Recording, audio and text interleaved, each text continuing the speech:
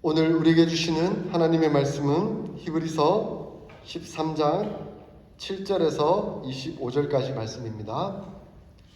히브리서 13장 7절에서 25절까지 말씀 저와 더불어 함께 교독하겠습니다.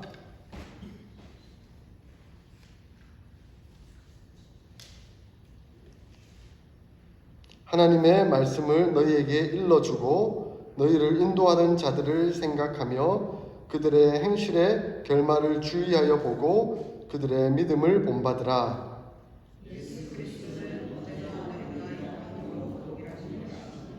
여러 가지 다른 교훈에 끌리지 말라. 마음은 은혜로서 굳게 함이 아름답고 음식으로서 할 것이 아니니 음식으로 말미암아 행한 자는 유익을 얻지 못하였느니라.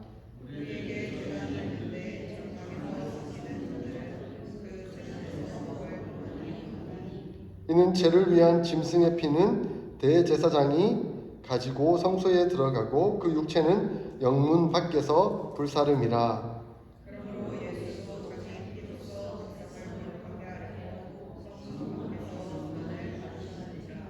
그런즉 우리도 그의 치욕을 짊어지고 영문 밖으로 그에게 나아가자.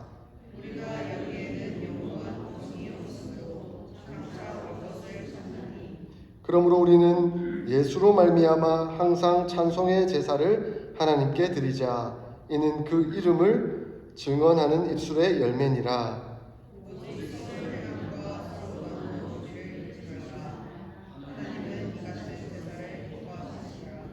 너희를 인도하는 자들에게 순종하고 복종하라. 그들은 너희 영혼을 위하여 경성하기를 자신들이 청산할 자인 것 같이 하느니라. 그들로 하여금 즐거움으로 이것을 하게 하고 근심으로 하게 하지 말라. 그렇지 않으면 너희에게 유익이 없느니라.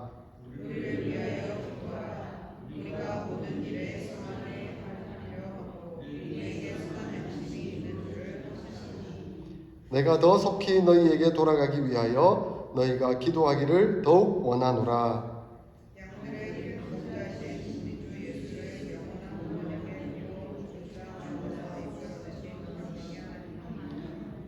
모든 선한 일에 너희를 온전하게 하사 자기 뜻을 행하게 하시고 그 앞에 즐거운 것을 예수 그리스도로 말미암아 우리 가운데서 이루시기를 원하노라. 영광이 그에게 세세무궁토록 있을지어다. 아멘.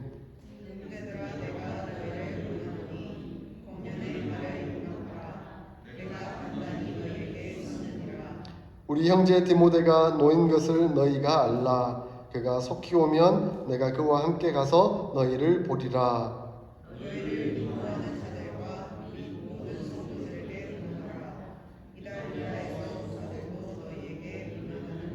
함께 읽겠습니다. 은혜가 너희 모든 사람에게 있을지어다. 아멘.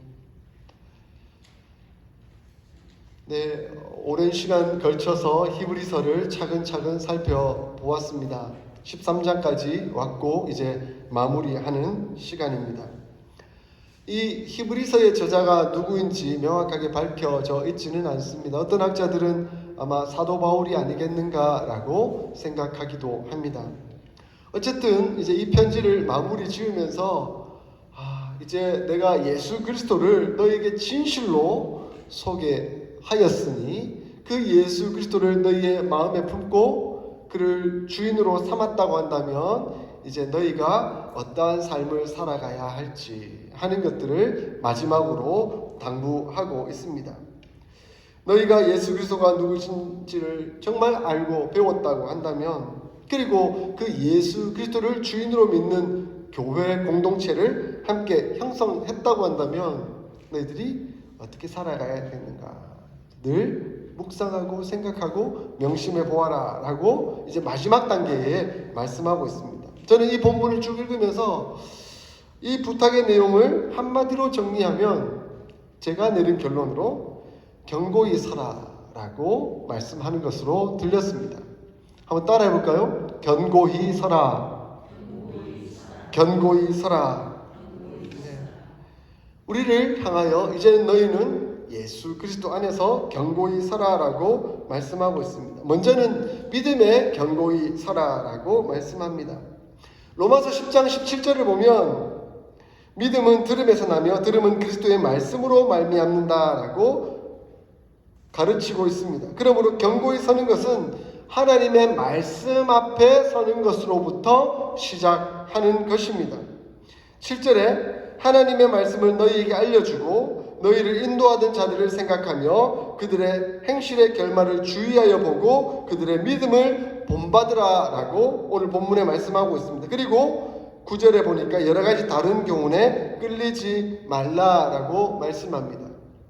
사랑하는 성도 여러분, 예수님의 제자는 예수님의 말씀으로부터 출발했죠. 예수님과 함께 하면서 가르침을 받고 그 말씀을 기억하면서 그 말씀을 간직하고 순종하며 나아감으로 예수님의 제자가 되었습니다. 그러므로 하나님의 말씀, 그리스도로부터 출발한 예수 그리스도의 말씀은 바로 제자들로 이어지게 되었고 그 제자들로 말미암아 또 다른 제자를 낳고 또 다른 제자를 낳고 하면서 복음이 세계를 향해 퍼져 나올 수가 있었던 것이죠. 하나님의 말씀은 예수 그리스도 그분께 집중되었다가 퍼져나와 12제자에게와 그리고 그 12제자의 제자들에게와 또 많은 제자들에게와 그러면서 세계로 퍼져 나오게 되었다는 것이죠. 그 복음이 서쪽으로 돌아서 지금은 한국 땅을 이르러서 중국을 통과하고 이제 마지막 남은 이슬람권을 향하여 통과하고 있는 과정에 있습니다. 이러한 하나님의 말씀이 어떻게 퍼져나왔는가 우리는 교회의 역사를 통해서 보아왔지 않습니까? 우리나라의 복음을 한번 생각해 보십시오. 언더우드와 아펜젤러라는 선교사가 한국 땅에 정말 전혀 언어도 모르고 문화도 다른 이 한국 땅에 들어와서 복음을 전하겠다라는 일념으로 나왔습니다. 그들의 헌신, 그들의 섬김, 그들의 사랑을 통해 한국 땅에 복음이 전파가 되기 시작했고 또 교회가 세워지기 시작했고 또한 수많은 학교들이 생기게 되었습니다. 그러한 믿음의 선교사들, 우리의 신앙의 선배들이죠. 그들을 통하여서 우리가 복음을 받게 되었고 은혜를 경험하게 되었으며 구원을 받고 하나님의 나라를 형성하는 그 복을 누리게 된 것입니다. 그러한 제자들의 모습들 가운데 한국에서도 수많은 순교자들을 낳았죠. 여러분, 우리가 가장 대표적으로 기억하는 분이 주기철 목사님 같은 분 아닙니까? 주님의 복음을 들고 한국 교회를 순전하고 깨끗하게 하나님 기뻐하시는 교회를 이루어 가기 위해서 정말 목숨을 바쳐 헌신을 다하던 중에 일제의 신사 참배가 이루어지게 되고 그래서 모든 교회로 하여금 교회 안에 일장기를 두게 하고 그리고 예배드리기 전에 동방요배라 해서 동쪽을 향해 일본 천황은 우리의 신입니다 라고 절을 하게 하고 그렇게 절을 한 다음에 예배를 시작하도록 하니 아니 하나님만이 우리의 유일한 주이신데 예수님만이 우리의 유일한 주이신데 어떻게 그를 신으로 인정하고 왕으로 인정하고 그를 향해 절을 하고 예배를 드릴 수가 있습니까? 라고 거절하다가 옥고를 치르고 결국 감옥에서 순교하지 않았습니까?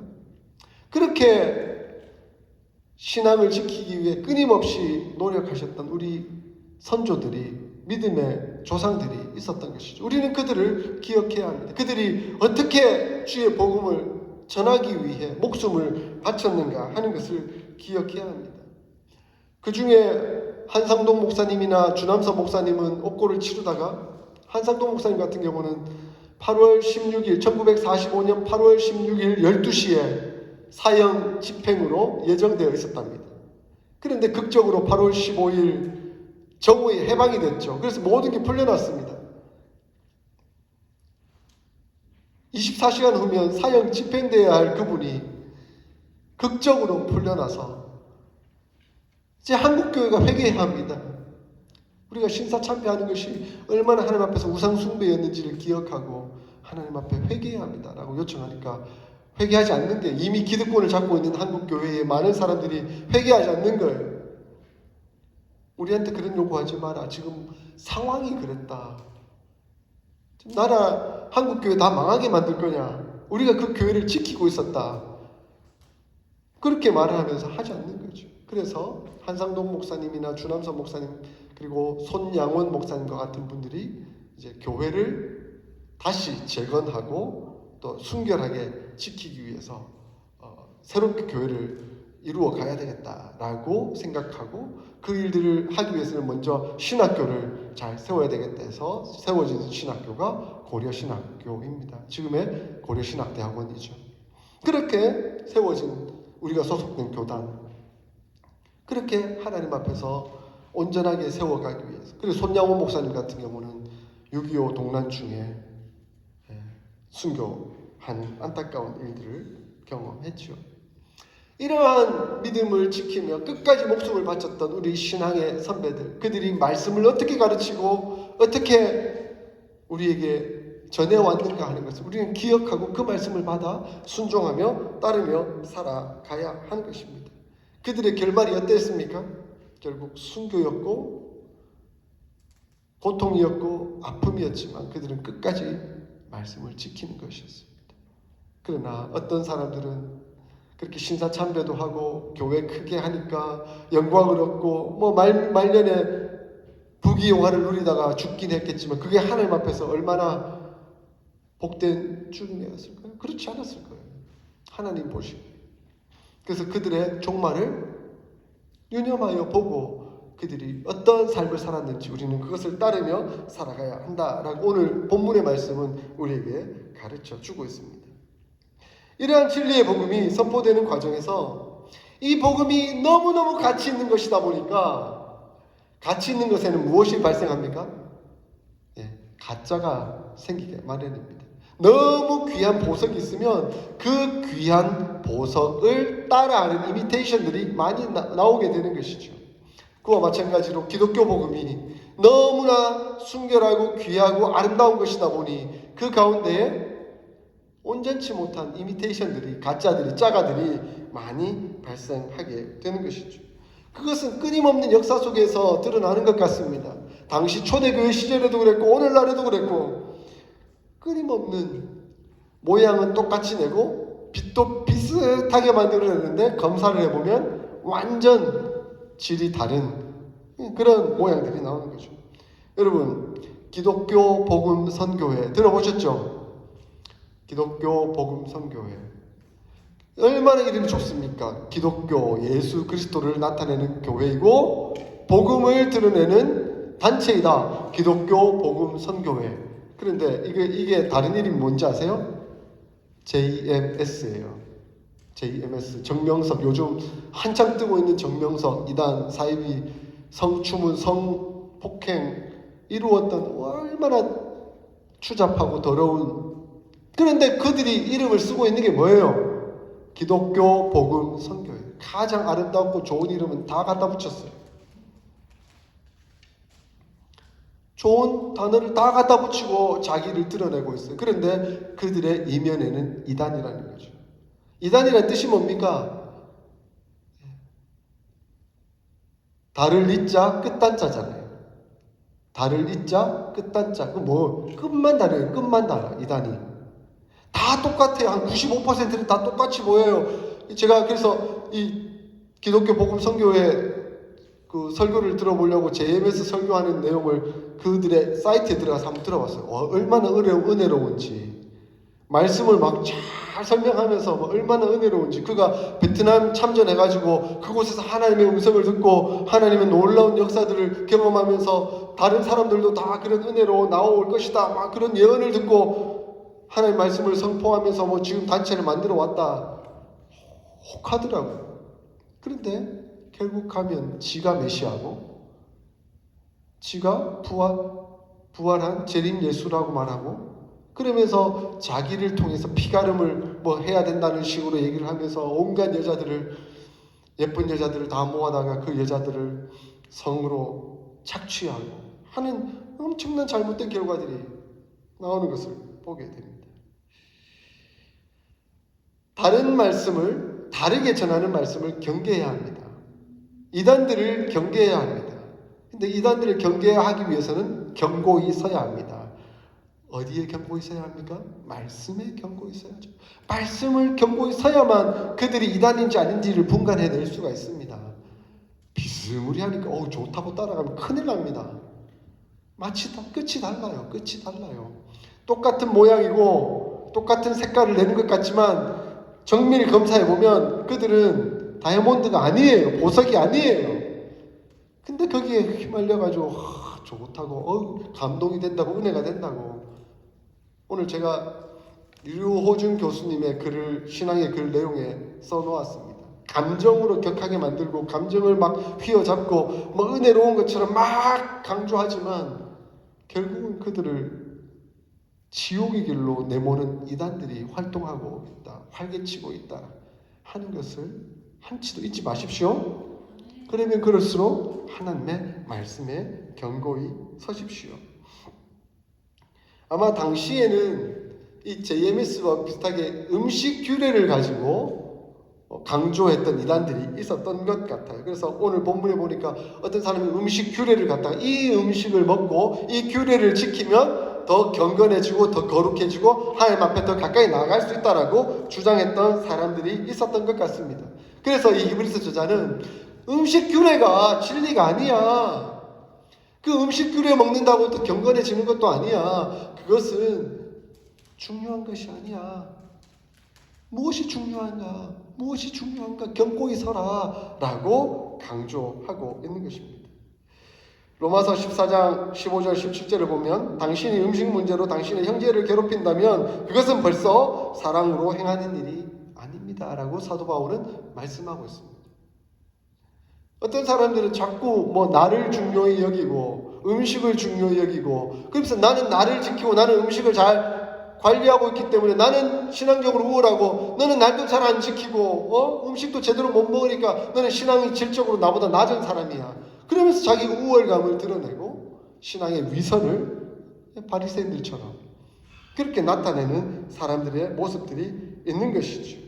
그래서 사도 바울은 고린도전서 8장 8절에 음식이 우리를 하나님께 앞으로 가까이 나아가게 하는 것은 아닙니다. 음식을 먹지 않는다고 손해될 것도 없고 먹는다고 유익될 것도 없습니다 라고 말씀합니다. 음식은 다만 사람의 육체를 강건하게 하기 위해서 필요하긴 하지만 음식이 사람의 마음을 아름답게 하거나 거룩하게 하는 것은 결코 아닙니다. 이러한 것들로 사랑은 파괴되고 자기 주장만이 남으며 서로를 판단하게 된다면 이것만큼 교회를 파괴시키고 어렵게 만드는 일이 없다는 것입니다. 그렇게 하면 누가 좋아하는 일일까요? 사탄이 좋아하는 일이죠. 진리 아닌 문제 가지고 그것 가지고 싸우게 만드는 거예요. 결국 그것 가지고 이게 옳으니 저게 옳으니 옳지 않은 진리의 문제가 아닌데 그러니까 그것 지키려고 하다가 이단이 발생하게 된다는 것이죠. 자, 그러므로 우리가 진짜 믿음에 서야 합니다. 진짜 믿음에 서려면 말씀 위에 서야 합니다. 이 진짜 믿음에 견고히 서기 위해서는 우리가 해야 할 일이 있습니다. 하나님의 말씀이 우리에게 뭐라고 가르치고 있는가 하는 것을 배우고 순종하며 따라가야 하는 것이죠. 먼저 자기 십자가를 지고 예수님을 따르는 것입니다. 오늘 본문 12절 13절을 보십시오. 그러므로 예수도 자기 피로써 백성을 거룩하게 하려고 성문 밖에서 고난을 받으셨느니라. 그런즉 우리도 그의 치욕을 짊어지고 영문 밖으로 그에게 나아가자라고 말씀합니다. 여러분, 그리스도인이 된다는 것이 무엇일까요? 교회를 다니는 게 그리스도인이 된다는 건가요?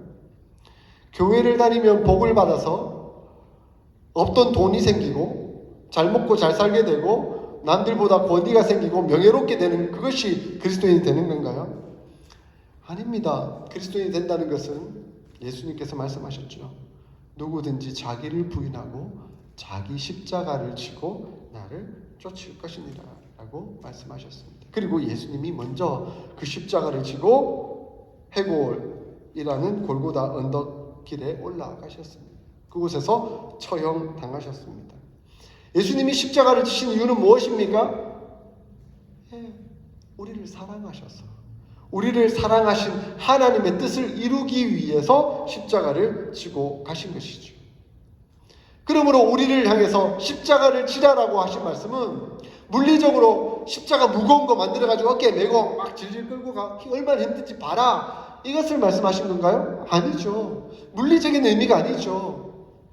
그 교훈은 예수님의 그 십자가의 의미가 무엇인지를 마음에 담고 순종하여 하나님의 뜻을 이루라 라고 하신 말씀이지 않습니까? 하나님의 뜻을 이루는 것이 무엇입니까? 믿음, 소망, 사랑을 이루는 것 아닙니까? 그 중에 제일은 사랑이라. 사랑을 이루는 것, 그것이 바로 하나님의 뜻을 이루는 것이지요. 그러므로 우리는 하나님의 뜻에 순종하여 사랑을 이루는 일들 이루어 나가야 합니다. 그래서 히브리서 저자는 마지막 마무리 지으면서 그 십자가를 진다는 의미가 무엇인가 하는 것을 더 구체적으로 설명해 주고 있습니다. 첫째는 우리의 입술에 찬양을 드리는 것입니다. 15절에 그것을 말씀하고 있죠. 그러므로 우리는 예수로 말미암아 항상 찬송의 제사를 하나님께 드리자라고 말씀합니다. 그것이 입술의 열매라고 말씀합니다. 사랑하는 어스틴 사랑의 교회 성도 여러분, 여러분의 입술의 열매는 어떤 열매를 맺고 계세요? 찬송의 열매를 맺고 계세요? 사랑의 열매를 맺고 계세요?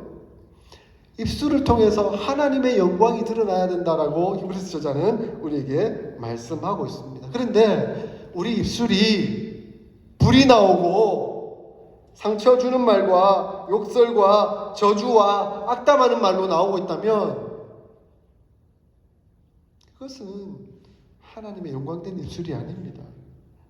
그것은 사랑의 입술이 아닙니다. 열매 맺는 입술이 아닌 것이죠. 오늘 하나님의 말씀은 우리에게 찬송의 열매를 맺으라. 그것이 입술의 열매니라 라고 말씀하고 있습니다. 십자가의 길을 가는 것은 이것으로부터 시작합니다. 우리의 입술을 통제하는 거예요. 우리의 혀를 통제하는 거예요. 그래서 야고보 사도는 혀를 주의해라라고 몇 번이나 강조하고 있지 않습니까? 우리의 입을, 우리의 혀를 주의해야 합니다. 우리 입술, 혀를 통하여 욕설, 저주, 상처, 악담 이런 것들이 터져 나오지 않도록 하나님 앞에 기도하며 바로 서 있어야 합니다. 여러분 십자가를 지십시오. 십자가를 찍는다는 것은 입을 통제한다는 겁니다. 입술을 통제하십시오. 찬송이 흘러나오도록 입술의 열매가 맺히도록 늘 기도하십시오. 온전히 서십시오. 그리고 두 번째, 십자가를 진다는 의미는 16절에 말씀하는 대로 선을 행함과 서로 나누어 주기를 잘 하는 것입니다. 이것은 하나님께서 기뻐하시는 제사라고 말씀하고 있습니다. 여러분, 우리가 이 예배를 드리는 것 하나님께 제사 올려 드리는 거잖아요. 구약적 배경으로 보면. 그런데 오늘 본문에서 너희가 선을 행하고 나누어 주기를 잘하는 그것이 하나님 앞에 올려드리는 하나님 기뻐하시는 제사라고 말씀하고 있습니다. 너희 몸을 거룩한 산 제사로 드리라. 로마서에서 말씀하고 있지 않습니까? 거룩한 산 제사로 잘 드리는 방법이 뭡니까? 선을 실천하는 것이고 나누어 주기를 잘 하는 것입니다. 그것이 거룩한 산 제사로 드리는 아름다운 모습인 것이죠. 저는 기독교인들 중에 나누어 주기를 참 인색한 사람들을 가끔 봅니다. 재미있는 우스갯소리가 있잖아요. 식당에 가서 목사와 정치인과 기자가 식사를 했어요. 근데 이 세 사람이 식사를 했는데 나가는데 아무도 계산을 안 하는 거예요. 딴짓을 하는 거예요. 누가 계산한지 아세요? 누가 계산한지 아세요? 목사와 정치인과 기자 중에 누가 계산한지 아세요? 식당 주인이 계산했답니다. 그냥 가라고. 또 아무도 계산 안 하고 있으니까 내가 계산할 테니까 알아서 가라고. 얼마나 부끄러운 얘기인지. 제가 목사이기 때문에 너무나 얼마나 부끄러운 얘기인지. 늘 대접받기만 좋아하고 남한테 받기만을 좋아하고 그게 권위라고 생각하는 잘못된 모습이 어떠한 것인지 하는 것을 보여줍니다. 가난해서 나눌 수가 없는 것이라면 어쩔 수 없는 일이겠지만 정말 나눌 수 없을 만큼 가난한 사람이 있을까요? 너희는 먼저 그의 나라와 그의 의를 구하라. 그리하면 이 모든 것을 너희에게 더하시겠다라고 약속하신 분이 바로 우리 주 예수 그리스도이십니다. 그러므로 이것은 근육과 같아서 쓰면 쓸수록 강해지는 것이죠. 사랑은, 나눔은 쓰면 쓸수록 더 풍성해지고 더 커지는 겁니다. 근육 안 움직이고 가만히 쓰면 쇠하여져서 없어집니다. 그런데 근육을 쓰면 쓸수록 근육은 더 강해지죠. 그와 마찬가지로 사랑과 나눔은 쓰면 쓸수록 더 커집니다. 버리는 것 사랑인 것처럼 위장해서 나누어 주지 마십시오. 다 압니다. 사람들이 그거 보면서 야, 이 사람 나를 거지로 하나 이렇게 생각할 수 있어요. 그것은 잘못된 일입니다. 그러나 정말 내게 좋은 것, 이건 나누어주면 저 사람이 참 좋겠다, 좋아하겠다 하는 그것을 나누어줘야 사랑이지. 내가 버리는 것, 에라 가져라 이런 식으로 나누어주는 것은 나눔이 아니에요. 그건 그 사람의 마음을 상하게 하는 것이고 거지 취급하는 것일 수 있습니다. 그것은 그 사람이 다 알아요. 사랑이 뭔지를 다 알아요. 그래서 우리는 주의해서 나누어 줄 아는 마음을 가져야 합니다. 그리고 셋째, 리더들에게 복종하는 일은 또한 십자가를 지는 일과 같다라고 볼 수가 있을 것 같습니다. 17절에 뭐라고 말씀하고 있습니까? 너희를 인도하는 자들에게 순종하고 복종하라라고 말씀하고 있습니다. 너희를 인도하는 자들, 교회의 리더들, 목사님이나 장로님들 함께 리더로 역할을 해가는 그 일들에 순종하고 따르라라고 말씀하고 있습니다. 순종하면 좋겠죠. 순종은 마음의 동의가 돼서 따르는 일을 말합니다. 그런데 복종이라는 말은 마음의 동의가 되지 않더라도 따르라라고 말씀하고 있는 것입니다. 제가 서울에서 사역할 때 이제 목사님과 장로님들이 이렇게 좀 협의해서 결정된 일이 이제 성도들 중에 좀 불만이 있는 사람들이 있었어요. 그래서 잘 따르지 않는 거예요.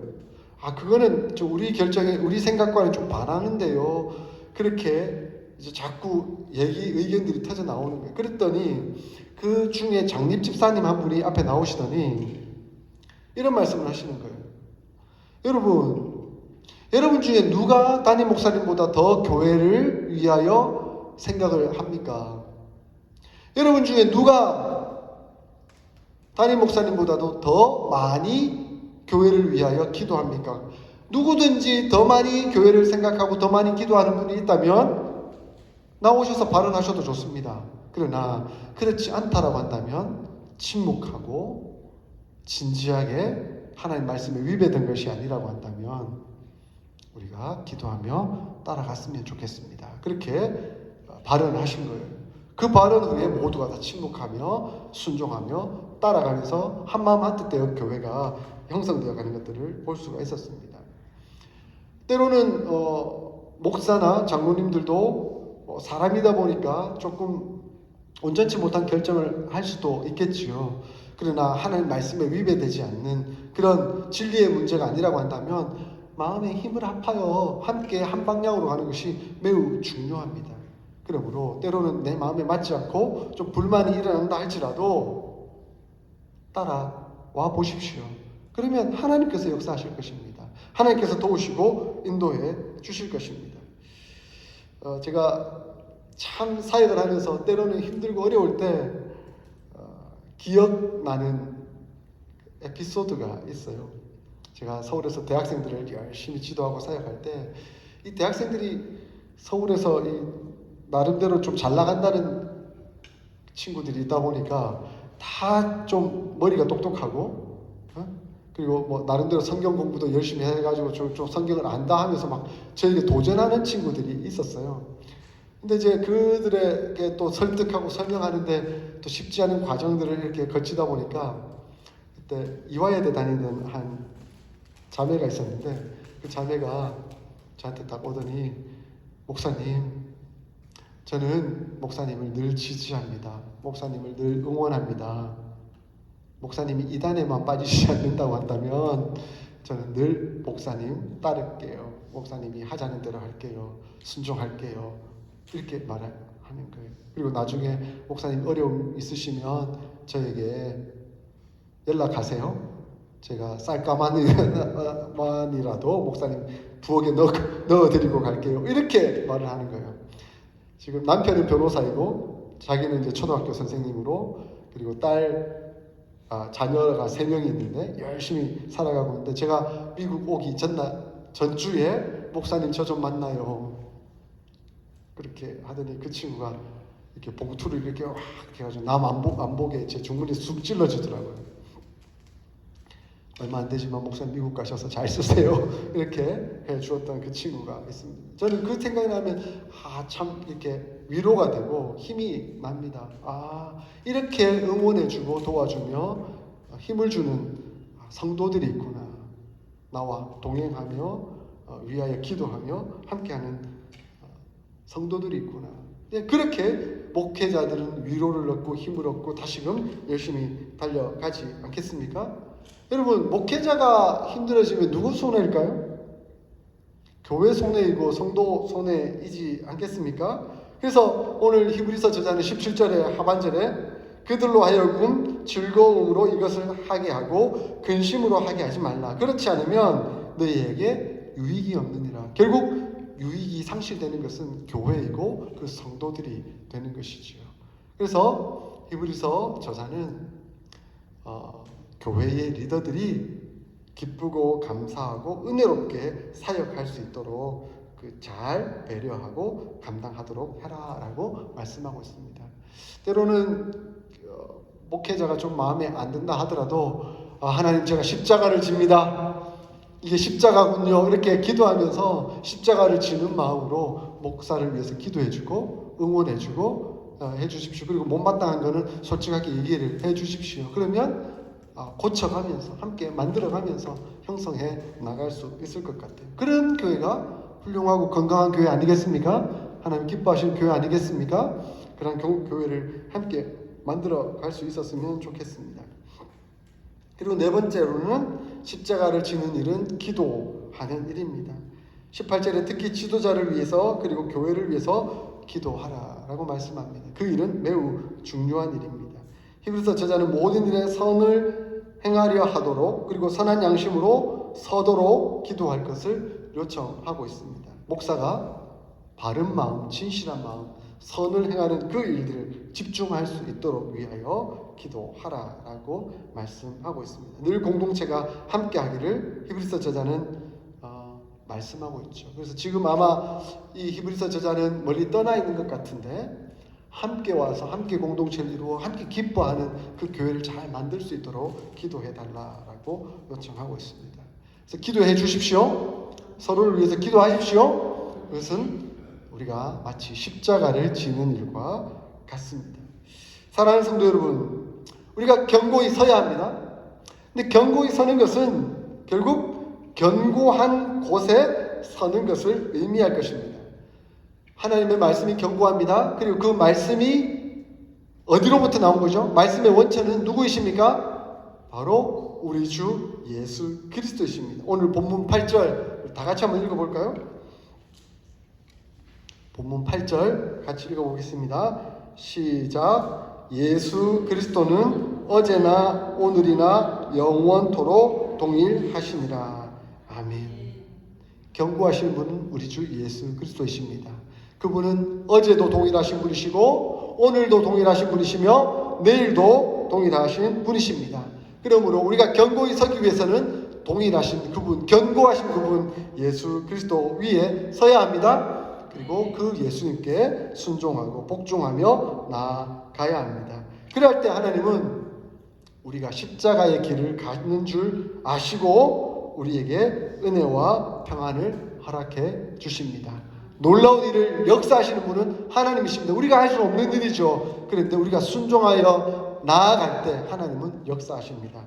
20절 21절에 양들의 큰 목자이신 우리 주 예수를 영원한 언약의 팔로 죽은 자 가운데서 이끌어내신 평강의 하나님이 모든 선한 일에 너희를 온전하게 하사 자기 뜻을 행하게 하시고 그 앞에 즐거운 것을 예수 그리스도로 말미암아 우리 가운데 이루시기를 원하노라. 아멘. 아멘. 모든 영광과 존귀가 그에게 세세 무궁토록 있을지어다. 아멘.